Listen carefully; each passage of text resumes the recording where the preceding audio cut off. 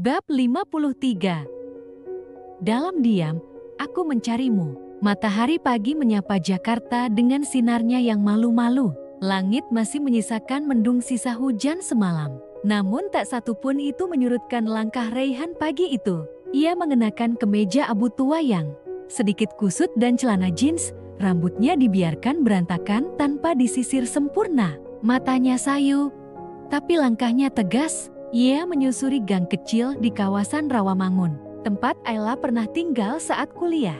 Bukan karena ia yakin Ayla ada di sana, tapi karena nalurinya membisikkan mungkin kenangan akan membawanya pada jawaban. Mas Raihan, panggil seorang wanita parubaya yang duduk di teras rumah kontrakan kecil. Raihan menoleh dan segera menghampiri. Bu Nanai, apa Ayla pernah mampir ke sini? Bu Nanai menggeleng sambil mengusap lengannya yang dingin.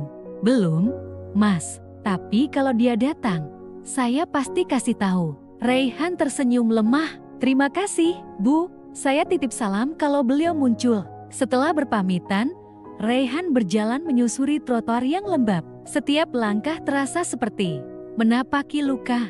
Ia mulai mempertanyakan dirinya sendiri kenapa baru sekarang ia menyadari bahwa Ayla adalah rumah.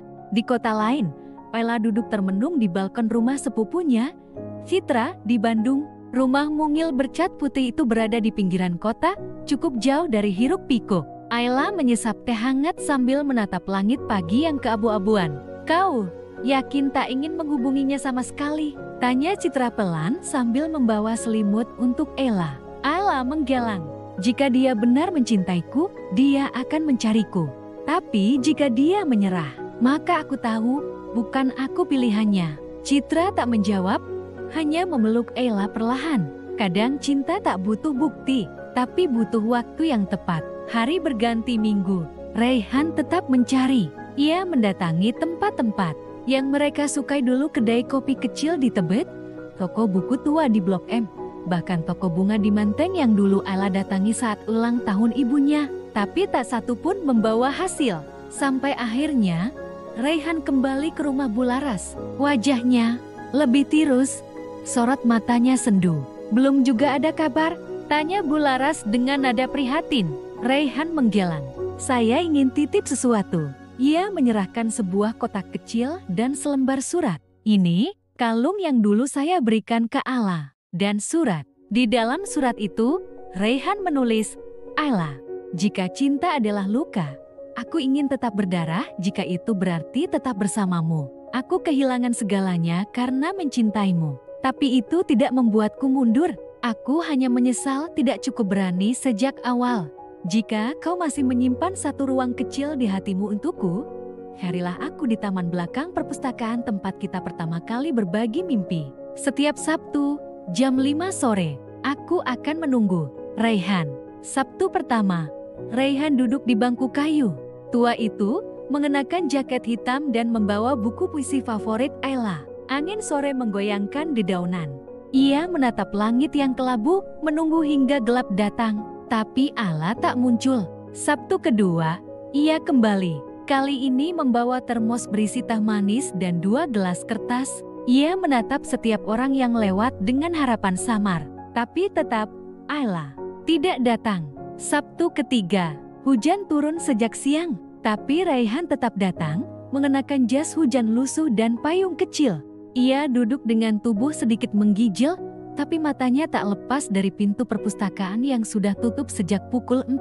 Sampai akhirnya, langkah kaki terdengar, pelan, ragu.